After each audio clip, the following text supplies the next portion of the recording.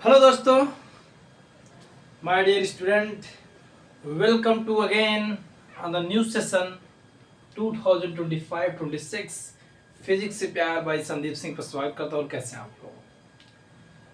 तो आपका जो भी हमारे बच्चे क्लास 9 से इस बार 10th में आए हैं, उनके लिए जो आपका नया सेशन है 2025 और 26 का, आज मैं फिजिक्स क्लास स्टार्ट कर रहा हूँ। इस बार मैं आपको फिजिक्स केमिस्ट्री दोनों पढ़ाऊंगा। इस सेशन में 2025-26 में फिजिक्स केमिस्ट्री क्लास 10 दोनों पढ़ाने वाला हूं, इसलिए आपको कोई दिक्कत नहीं आएगी। और सेशन होने के बाद आपको मैं नोट्स भी प्रोवाइड कराऊंगा, और इसके लिए आपका एक व्हाट्सएप चैनल है, आप उस पर ज्वाइन कर सकते हैं 9026796605। इस पे एक व्हाट्सएप चैनल है जिसपे मैं अपना नोट शेयर करूंगा, ठीक। और उसको आप नोट्स लेकर पढ़ भी सकते हैं इन फ्यूचर फॉर रिवीजन। बाकी एक एक चीज मैं आपको यहाँ एक्सप्लेन करने वाला हूँ, ठीक है। तो चलिए शुरू करते हैं। तो कैसे हैं आप लोग? आप सबका स्वागत करते हैं अपने प्यारे चैनल फिजिक्स प्यार बाय संदीप सिंह पर। Welcome again. तो सबसे पहला चैप्टर जो आपको फिजिक्स पढ़ना है बेटा, वो क्या है आपका? सबसे पहला चैप्टर है आपका लाइट। सर, जब लाइट आएगी, प्रकाश आएगी, तभी तो हम दूसरों को प्रकाशित कर पाएंगे। इसीलिए सबसे पहले हम खुद को प्रकाशित करें, खुद में लाइट लाएं, ताकि तब दूसरों को जाके प्रकाशित कर पाएंगे। तो जैसा कि चैप्टर का नाम है लाइट, रिफ्लेक्शन एंड रिफ्रैक्शन। देखिए, लाइट के बहुत सारे अलग अलग प्रकार के वो नेचर शो करते हैं। रिफ्लेक्शन, रिफ्रैक्शन हमको क्लास 10th पढ़ना है। इसी प्रकार जब हम क्लास 12th में जाएंगे, वहां हम पढ़ते हैं रे ऑप्टिक्स, वेव ऑप्टिक्स। वहां कुछ और फिनोमेना पढ़ते हैं लाइट के, इंटरफेरेंस, डिफ्रैक्शन, पोलराइजेशन। तो यहाँ हमको अच्छे से फुल एक्सप्लेन करके क्या पढ़ना है, रिफ्लेक्शन और रिफ्रैक्शन। तो सबसे पहले हम लोग रिफ्लेक्शन पढ़ेंगे, इसके बाद हम लोग रिफ्रैक्शन पढ़ेंगे। तो सबसे पहले हमको समझना है लाइट है क्या। सर हम बचपन से पढ़ते आए हैं, light is the form of energy that gives the sensation of vision. Sir, ये तो हम बचपन से पढ़ते हैं, पढ़ते पढ़ते थक चुके, कुछ नया बताइए। बेटा, अभी तो शुरुआत है। शुरुआत में लोगों में एक्साइटमेंट बहुत ज्यादा रहता है। सर, आज ही हम पूरा बोर्ड में पूरा 100 आउट ऑफ 100 नंबर लाना है हमको साइंस में, आज ही। तो बेटा, बहुत पेशेंस के साथ चलना है। पहला लेक्चर है, बहुत बेसिक लेक्चर होगा। हो सके आप पिछली क्लास में 8th में 7th में पढ़े हों, 9th में नहीं पढ़े होंगे, लेकिन 8th 7th में हो सकता है कुछ चीज़ आप पढ़े हों। लेकिन आपको साथ साथ कदम कदम पे चलते रहना पड़ेगा पेशेंस के साथ। इसको दिमाग में नोट करके ही अपना इस क्लास 10 का सेशन स्टार्ट कीजिएगा। तो जैसे कि बात करें लाइट के बारे में, तो it is the form of energy, एक एनर्जी का फॉर्म है, that give the sensation of vision. Means that light की वजह से ही हम अपने आसपास की चीजों को देख सकते हैं, by which we are able to see any object in our surrounding. In a simple word, you can write in a copy. So first heading light, it is the form of energy that gives sensation of vision. It means that with the help of light we can see any object in our surrounding. यहाँ तक किसी बच्चे को कोई दिक्कत नहीं, ठीक है सर। अच्छा सर, अगर आगे हम बात करें तो हम कुछ प्रॉपर्टी की बात करते हैं, प्रॉपर्टी ऑफ लाइट। तो अपनी कॉपी में आप लोग सेकंड हेडिंग लगाएंगे। देखिए, नोट साथ साथ बनाते चलिए, एक एक चीज को मैं एक्सप्लेन करते चलूंगा, आपको नोट साथ साथ बनाते चलना है। तो अगर हम बात करें प्रॉपर्टीज ऑफ लाइट के बारे में, कुछ बेसिक प्रॉपर्टी है लाइट की जिसको हमको समझना पड़ेगा यहाँ पे। सर, सबसे पहली प्रॉपर्टी पर अगर हम लोग बात करें, तो क्या होता है बेटा, लाइट जो है, आगे हम लोग इसके बारे में बहुत सारी कहानियां हैं। न्यूटन साहब ने कुछ और बताया, कार्पुस्कुलर थ्योरी ऑफ लाइट। इसके बाद बताया गया कि लाइट वेव है। इसके बाद मैक्सवेल साहब आए, उन्होंने बताया कि लाइट इज इलेक्ट्रोमैग्नेटिक वेव। इसके बाद फिर प्लैंक साहब आए, उन्होंने कहा कि light is a particle, dead particles का फोटॉन। उतने डीप पे नहीं जाते हैं हम लोग सिंपल जो हमारे सिलेबस में उसी को भी कवर करेंगे। तो अगर बेसिक प्रॉपर्टी ऑफ लाइट के बारे में बात करें, तो सबसे पहली property, sir, light has A dual nature. सबसे पहली प्रॉपर्टी के बारे में बात करें तो क्या हो जाएगा, सर, लाइट हैज, सभी लोग मेरे साथ नोट करेंगे कॉपी में, डुअल नेचर। डुअल नेचर कहने का क्या मतलब है? सर डुअल नेचर कहने का मतलब है कि लाइट कभी कभी behave as a particle nature और कभी कभी behave as a wave nature. Means that sir dual nature means particle nature. कुछ फेनोमेना ऐसे हैं जिसमें हमको लाइट को पार्टिकल नेचर मानना पड़ता है, ठीक है। तो लाइट जो डुअल नेचर देखिए होता नहीं, कभी कभी लोग कुछ लोग होते हैं हिंदी में नाम सुनो दुगला। दुगला मीन्स यहाँ भी रहेंगे वहां भी रहेंगे, समझते हो ना इस चीज को, तो फील आता है हिंदी में। तो दुगला इंसान उसको कहते हैं जो इधर भी रहे उस साइड रहे, उस साइड भी रहे उस साइड भी रहे। तो सर लाइट का बिहेवियर उसी प्रकार का है कि लाइट जो dual nature, particle nature as well as wave nature, ठीक है। तो कुछ फेनोमेना है जैसे हम लोग पढ़ने वाले यहाँ पर रिफ्लेक्शन रिफ्रैक्शन, इसको हम पार्टिकल नेचर के थ्रू हम लोग इसको एक्सप्लेन करेंगे। लेकिन जब आप हायर क्लास में जाएंगे लाइट के और सारे फेनोमेना है, इंटरफेरेंस इंटरफेरेंस है, डिफ्रैक्शन है, पोलराइजेशन है, वहां हम लाइट को वेव नेचर बताते हैं, ठीक है। Light is a wave, light is a wave, ठीक। तो मैंने बताया सिंपल सा light is A dual nature, particle nature and wave nature, ठीक है सर। सर अगर सेकंड प्रॉपर्टी के बारे में बात करें कि जो पार्टिकल नेचर होता है लाइट का, जो जिसे हम कहते हैं लाइट इज ए रे, तो उसमें हम लोग बताते हैं कि light always travel in straight line, light always travel in straight line. आप लोग नोट करते जाइएगा, पूरा नोट्स आपको प्रोवाइड करा रहा हूं, आपको नोट्स में प्रोवाइड कराऊंगा। व्हाट्सएप चैनल जो बनाया है मैंने, अभी आपको नंबर बताया, ठीक है, उसका नाम है फिजिक्स से प्यार भाई संदीप सिंह, व्हाट्सएप चैनल का नाम है। उस पर आप ज्वाइन करके नोट्स ले सकते हैं। अदरवाइज आप मेरे साथ एक कॉपी खरीदिए और नोट्स बनाते रहिए। अभी तो शुरुआत है, आपको साथ साथ चलते रहना पड़ेगा और बहुत अच्छे से इस बार आपका सेशन होगा। तो light always travel in straight line. अगर हम सेकंड प्रॉपर्टी की बात करें तो light always travel in straight line, ये सब बेसिक प्रॉपर्टी आपको पता भी होगा, लेकिन फिर से एक बार आपको पढ़ना है। लेकिन लाइट का जो पार्टिकल नेचर होता है, जैसे हम लोग कहते हैं कि लाइट एक रे के रूप में चलता है। आप लोग देखोगे कि धूप में, जब कभी कभी धूप में देखिएगा दोपहर समय, तो आपके सुबह सुबह देखते हैं ना लाइट एक पार्टिकल का रे के रूप में, मतलब कि जो पार्टिकल्स हैं उसके रूप में लाइट सीधी एक किरण आती हुई दिखती है आपको। तो इसलिए हम कहते हैं कि light always travel in straight line.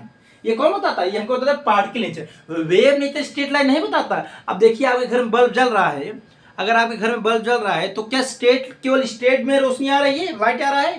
बेटा लाइट तो पूरे स्कैटर्ड हो रहा, फैल रहा है ना। हम लोग कहते हैं लाइट इज वेव नेचर। अगर वेव नेचर हम बताएंगे लाइट को तो वहां पर स्ट्रेट लाइन नहीं चलती, वो स्कैटर हो जाती है। लेकिन जब पार्टिकल नेचर के बारे में बात करते हैं, लाइट है जो पार्टिकल नेचर, वहां आप कह सकते हैं कि light always travel in straight line, क्योंकि बहुत सारी थ्योरी लाइट के बारे में बताएगी। कोई कुछ और बताया, न्यूटन साहब ने कुछ और बताया, इसके बाद हाइजेंस एक साइंटिस्ट, उन्होंने कुछ और बताया, लाइट इज मैकेनिकल वेव, ठीक।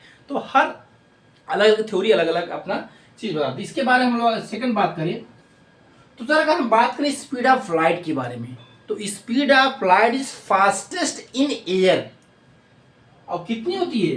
कोई हमको कमेंट करके बताएगा प्लीज, इसको आप कमेंट कीजिएगा। जिसको पता होगा मेरे बताने से पहले, जिसको इसका आंसर पता होगा हमको कमेंट बताएगा, मैं समझ जाऊंगा कि उस बच्चे ने हमारे बताने से पहले कमेंट की। जब आपको रिकॉर्ड वीडियो मिलेगा, जब आप मैं जो बोल रहा हूँ अगर आप इसको सुनेंगे, तुरंत आपको कमेंट करना है सर स्पीड ऑफ लाइट इतनी होती है। तो प्लीज कमेंट कीजिएगा। Speed of light in air by vacuum is 3 into 10 power 8 meter per second, that is fastest। सबसे ज्यादा अगर स्पीड की लाइट होती है, लाइट की स्पीड होती है कहां पर होती है? एयर या वैक्यूम में। तो speed of light in air is maximum 3 into 10 power 8 meter per second. 3 into 10 power 8 meter per second, this is the speed of light in air. मतलब एयर में देखो, एयर जैसे एयर आपका मीडियम है, ठीक, इसमें लाइट ट्रेवल कर रही है। आपको पता होगा कि लाइट जो है एयर में जो चलती है, इसकी स्पीड होती है 3 into 10 power 8। आप इमेजिन नहीं कर सकते हैं, ठीक है। आपको मैं बताऊं कि आपके कन्याकुमारी से लेकर जम्मू कश्मीर तक अगर आप डिस्टेंस ट्रेवल करेंगे लगभग 3000 किलोमीटर होगा, लेकिन लाइट की speed 3 lakh, 3 into 10 power 8, 3 lakh meter per second है। अगर इसको करेंगे शायद 3 लाख किलोमीटर पर सेकंड आता है, ठीक है। अगर आप इसको ब्रेक करेंगे तो 3 लाख किलोमीटर पर सेकंड आएगा। एक सेकंड में 3 लाख किलोमीटर जाएगा, ठीक है सर। अगर हम आगे बात करें सर, अगर हम नेक्स्ट प्रॉपर्टी के बारे में बात करें तो अगर हम मीडियम को चेंज कर दें, जैसे मान लो एयर है आपका, अगर लाइट को हम वाटर में ट्रेवल कराएं, गैस में ग्लास में ट्रेवल कराएं या आइस में ट्रेवल कराएं, तो जैसे अगर मीडियम इस होता है जिसमें लाइट ट्रेवल करता है, उसी को हम लोग कहते हैं मीडियम। अगर लाइट एयर में ट्रेवल कर रहा है तो एयर मीडियम हो गया, लाइट ग्लास में ट्रेवल कर रहा है तो ग्लास मीडियम हो गया, लाइट अगर आइस में ट्रेवल कर रहा है, वाटर में ट्रेवल कर रहा है तो वाटर मीडियम हो गया। मीडियम इज माध्यम, ठीक है। तो speed of light is different in different medium. जो लाइट की स्पीड होती है हर मीडियम में अलग अलग होती है। This is another property you can write. Speed of light, speed of light is different in different medium. अलग अलग मीडियम में स्पीड ऑफ लाइट क्या होती है, अलग अलग होती है। Speed of light is different in a different medium. तो ये हमने बेसिक 4 प्रॉपर्टी के बारे में बात किया। यहां तक आपको कोई डाउट नहीं होगा, उम्मीद करते हैं। अगर हम बात करें आगे एक प्रॉपर्टी के बारे में, मैक्सवेल साहब एक साइंटिस्ट, तो उन्होंने बाद में बताया था, अगर नेक्स्ट प्रॉपर्टी के बारे में बात करें कि light is an electromagnetic wave. और ध्यान समझिएगा, मैक्सवेल एक साइंटिस्ट, उन्होंने बताया था लाइट इज ए, कहीं कहीं पूछा जाता है इस चीज के बारे में कि light is a electromagnetic wave. इसका कहने का क्या मतलब है कि ऐसा वेव जिसको ट्रेवल करने के लिए मीडियम की आवश्यकता नहीं होती है, ऐसे वेव को हम लोग क्या कहते हैं, इलेक्ट्रोमैग्नेटिक वेव।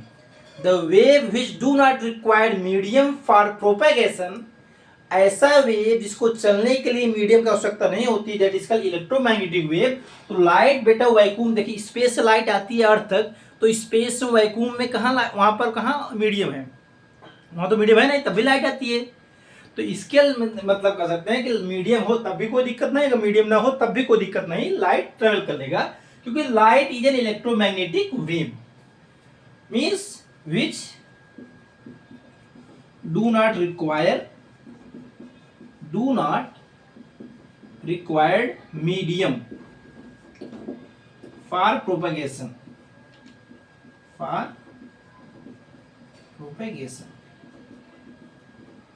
ठीक, क्लियर, यहां तक किसी को दिक्कत?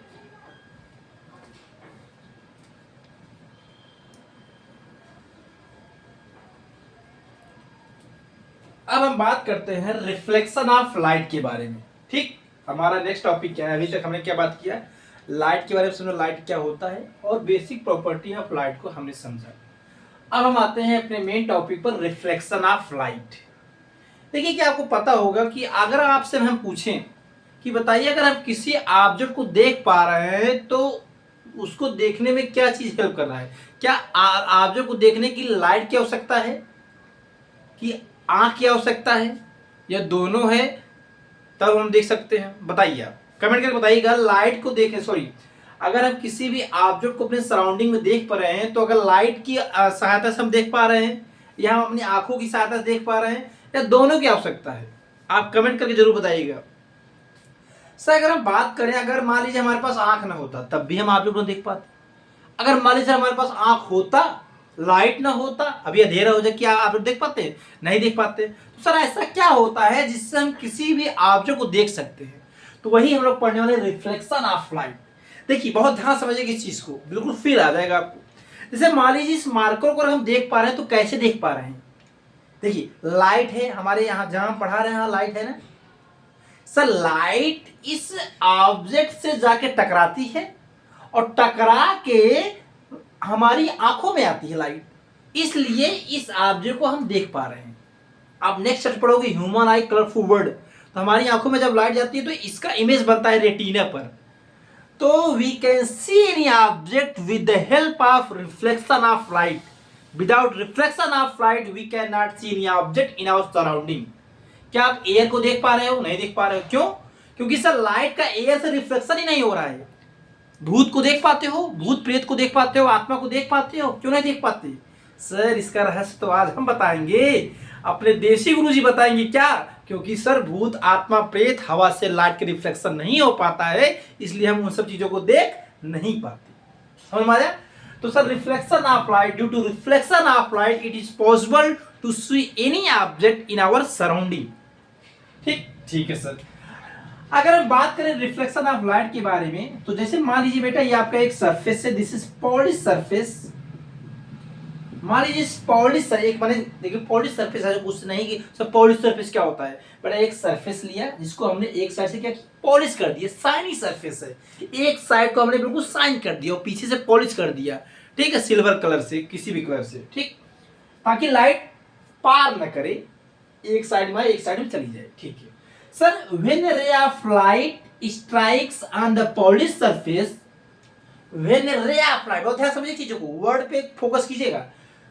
एक रे है जो कि आके स्ट्राइक कर रही कहां पर, पॉलिश सरफेस पर, and it return back into the same medium, या इसी को हम एक वर्ड यूज करते हैं बाउंस बैक। मैंने पहले क्या कर, रिटर्न बैक जो होता है इसी को हम एक वर्ड यूज करते हैं bounce back. Bounce back means होता है जैसे मान आपने बॉल किया, बॉल को हिट किया दीवार पर और तुरंत वापस आ गया, तो तुरंत वापस आता है उसी को हम लोग कहते हैं बाउंस बैक होना। आपने गेम खेला होगा बाउंस बैक बचपन में।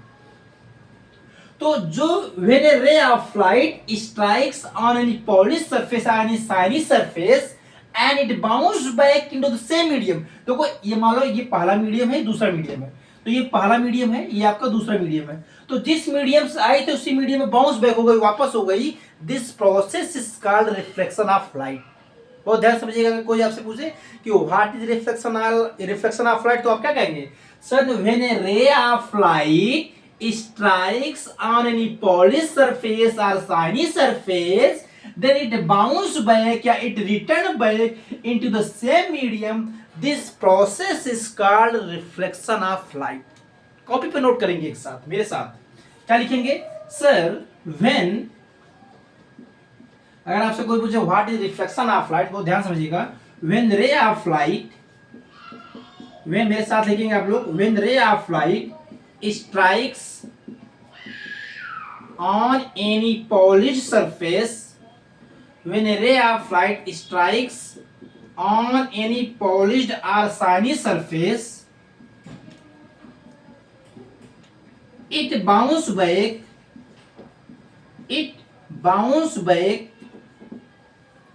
into the same medium.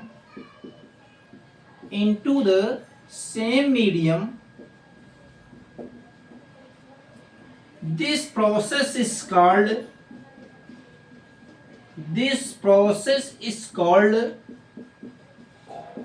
reflection of light.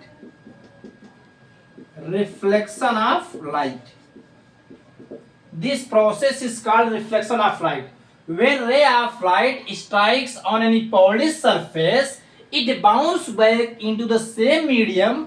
This process is called reflection of light. एक चीज लिखा रहा हूं, प्लीज हमारे साथ आप लिखते रहिएगा, कहीं से कोई कोचिंग करने की जरूरत नहीं है, मैं बिल्कुल फ्री में आपको प्रोवाइड करा रहा हूं और एक एक चीज बता रहा हूं, एक एक टॉपिक बताया जाएगा आपको, एक एक न्यूमेरिकल्स बताए जाएंगे, एक एक प्रीवियस क्वेश्चन मैं आपको बताऊंगा जो बोर्ड में आए हुए हैं, और मैं गारंटी देता हूं अगर एक नंबर आपका फिजिक्स कट गया फिर आगे हमसे आप मिलिएगा। तो ठीक है सर, ये तो हो गई डिफिनेशन के बाद रिफ्लेक्शन ऑफ लाइट होता क्या है।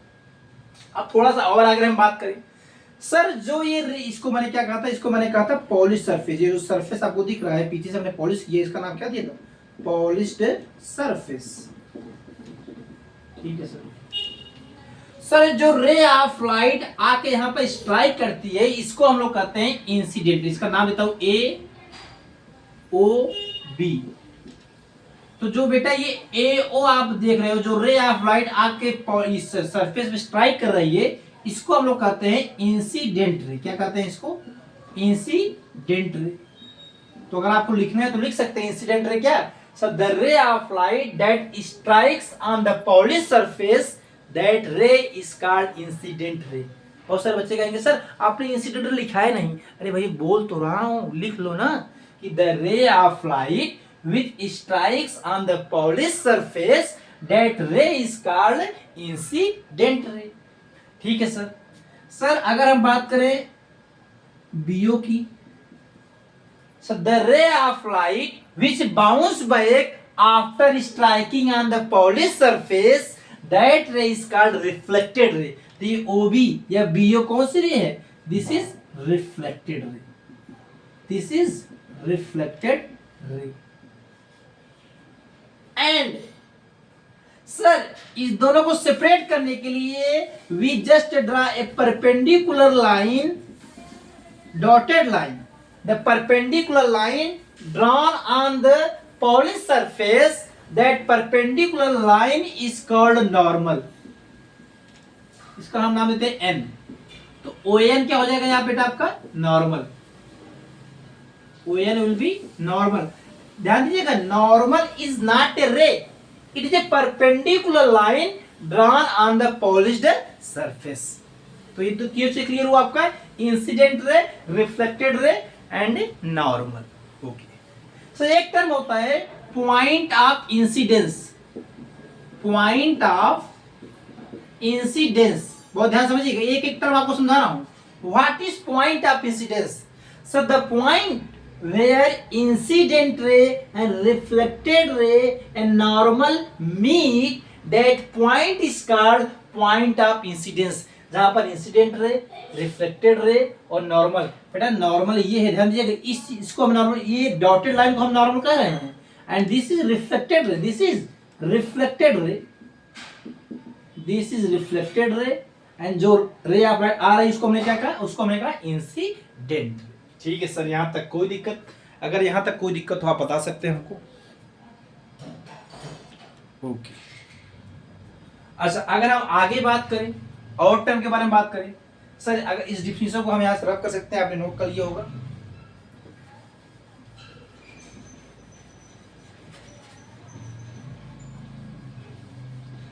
सर एक टर्म यहां पर है एंगल ऑफ इंसिडेंस.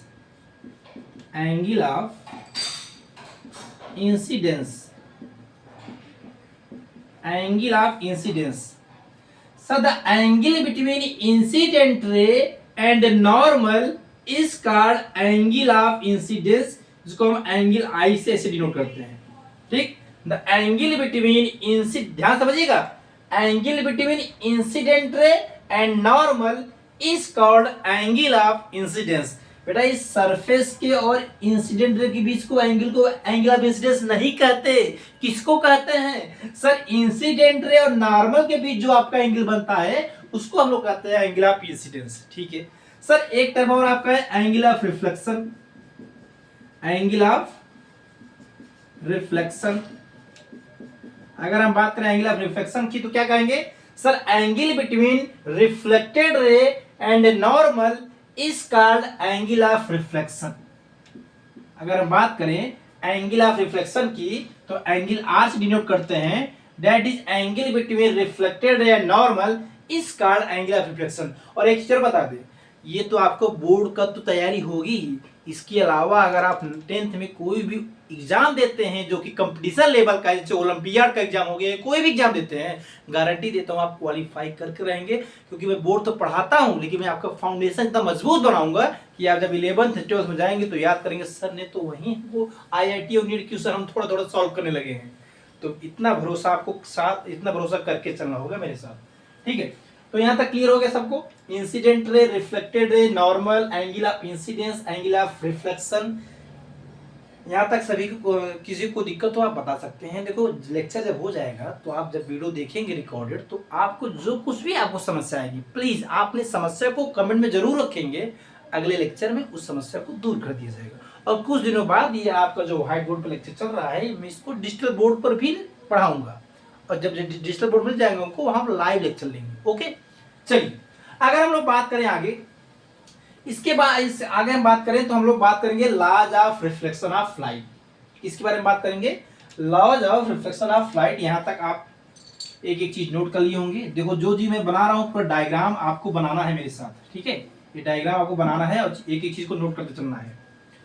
सर देखिए, और आपको नोट्स प्रोवाइड करूंगा तो सेम चीज आपको मिलेगी. ठीक, तो आप वहां से लिख सकते हैं अगर चाहें. Sir first law, simple law क्या कहता है कि angle of incidence is always equal to angle of reflection. अगर हम बात करें, हेडिंग लगा लीजिएगा आप लोग यहां पर, laws of reflection of light. Heading क्या लगाएंगे? Laws of reflection of light. आप लोग हेडिंग लगा लीजिएगा बेटा, laws of reflection of light. First law क्या कहता है? सिंपल. आप किसी को पहले किसी को बाद लिख सकते हैं, कोई दिक्कत नहीं. बहुत सारे बच्चे कह रहे सर पहले तो हम तो कुछ और ना पढ़े थे, सेकंड इसको पढ़े थे. भैया जो जिसको मन करे पहले लिखो, जिसको मन करे बाद लिखो. The first law is very important, angle I is equal to angle R. और ध्यान दीजिएगा, law of reflection is applicable in any type of mirror. आगे हम लोग मिरर के बारे में बात करेंगे तो क्लियर करेंगे इस चीज को, बहुत पूछा जाता है। Law of reflection is applicable for plane mirror, concave mirror, convex mirror, all of the above. तो सभी प्रकार की मिरर के लिए दिस इज एप्लीकेबल। ओके, ठीक है सर। क्या लगाता है sir? Angle of incidence is always equal to angle of reflection.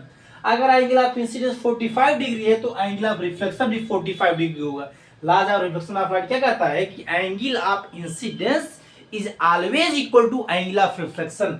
मतलब ये जो इंसिडेंट रे और नॉर्मल के बीच का एंगल बना है that will be always equal to जो रिफ्लेक्टेड रे और नॉर्मल के बीच का एंगल है। ठीक है सर। सेकंड लॉ क्या कहता है सर? सेकंड लॉ बहुत ध्यान समझिएगा। इंसिडेंट, बहुत मेरे वर्ड पे फोकस कीजिएगा। इंसिडेंट रे, रिफ्लेक्टेड रे, क्या कहा मैंने?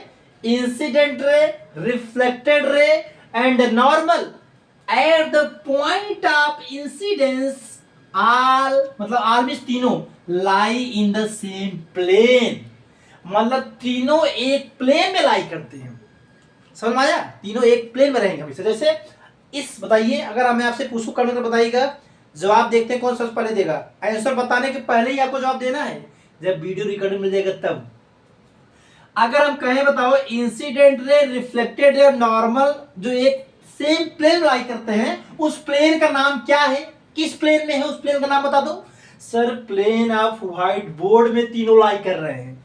तो यही हमसे कहता है सेकंड लॉ कि incident ray, reflected ray, normal, incident ray, reflected ray, normal at the point of incidence lie in the same plane. तीनों एक ही प्लेन में लाई करेंगे। जैसे मान लो हम बात करें, ये आपकी कॉपी है, ठीक है सर, ये इंसिडेंट रे, ये मार्कर इंसिडेंट रे वाली है, और ये मान लो ये प्लियास का प्लायर है, सॉरी प्लायर करो पेस्कस है, ये आपका रिफ्लेक्टेड रे है, और यहाँ हमने नार्मल बना दिया। तो तीनों देखो एक प्लेन में, किस प्लेन में? Plane of copy. तीनों एक ही प्लेन में है, प्लेन ऑफ कॉपी में है। तो यही हम समझाना चाह रहे हैं कि आपका जो इंसिडेंट रे होता है, रिफ्लेक्टेड रे होता है and normal at the point of, इसको नोट कर लीजिएगा प्लीज, मैं बोल रहा हूं incident ray, reflected ray, normal at the point of incidence are lie in the same plane. यहां तक किसी बच्चे कोई दिक्कत प्लीज बताइएगा कमेंट करके। सेकेंड लॉ जरूर लिख लीजिएगा आप लोग।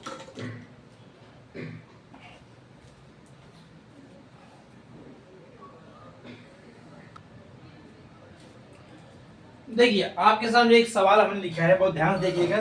फर्स्ट न्यूमेरिकल कि आपका, ये आपका रिफ्लेक्शन ऑफ लाइट का जो मैंने अभी बनाया था, ये आपका इंसिडेंट रे है, आपका रिफ्लेक्टेड रे है। इंसिडेंट रे इस पॉलिश सरफेस के साथ 30 डिग्री का एंगल बना रहा है। हमसे पूछा गया है कि एंगल ऑफ रिफ्लेक्शन कितना हो जाएगा। देखिए कितना आसान है, बहुत ध्यान समझिए इसको कैसे लगाएंगे। अगर आप लगा लिए तो प्लीज जरूर कमेंट में सबसे पहले आंसर देंगे, इसके बाद आप सोल्यूशन देंगे। वीडियो को पॉज करके सबसे पहले आप खुद सॉल्व करें, और अगर आपको आंसर पता है तो कमेंट में जरूर आंसर बताइएगा, और बताइएगा सर हमने आपका क्वेश्चन आपसे बताने से पहले कर लिया। देखिए ये अगर ये 30 डिग्री का एंगल है तो आपको पता है कि दिस इज नॉर्मल परपेंडिकुलर है, तो ये वाला एंगल कितना हो जाएगा पूरा? सर ये वाला एंगल इतना बड़ा क्यों दिखा दिए? अरे आपको दिखे इसलिए बड़ा दिखा दिया कि जो नॉर्मल के साथ ये जो आपका पॉलिश सरफेस है इसके साथ 90 डिग्री एंगल बन रहा है। अगर ये पूरा 90 डिग्री है, अगर इतना 30 डिग्री है तो बचेगा कितना? सर बचेगा 60 डिग्री।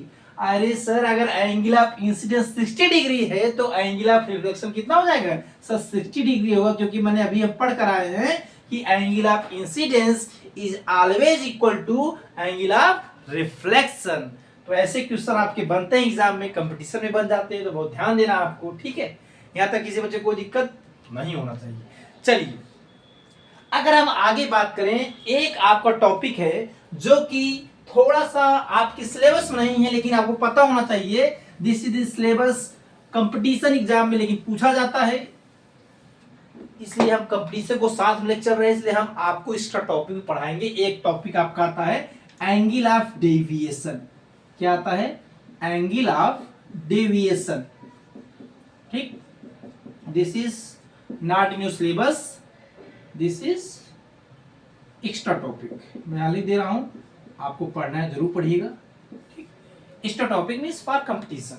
एंगल ऑफ डेविएशन देखिए, तो ध्यान देखिएगा, ये आपका पॉलिश सरफेस है, ठीक, ये आपका इंसिडेंट रे आया, ये रिफ्लेक्ट हो गया,